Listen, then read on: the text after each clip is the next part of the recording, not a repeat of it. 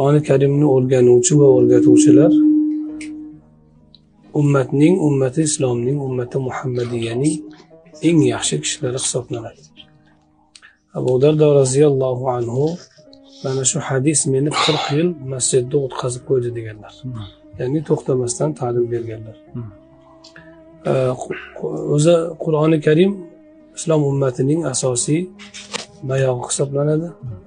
Dinning mayog'i hisoblanadi. Shuning uchun ilgaridan salaf solihlardan boshlab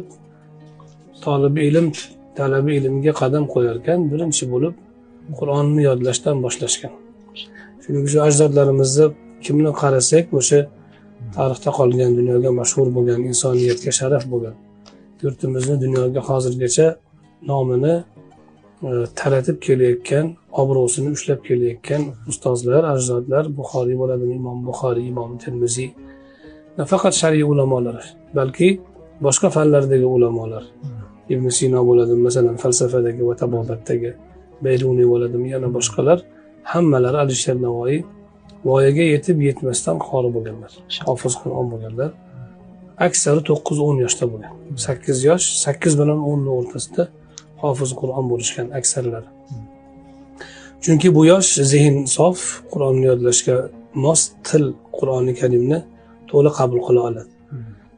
O'zi hozirgi mutaxassislarning aytishicha, har qanday bola 12 yoshgacha qanday o'zga tilni o'rgansa, ona tili bilan bir xil so'zlay oladi o'sha tilda. 12 yoshgacha o'rgansa agar.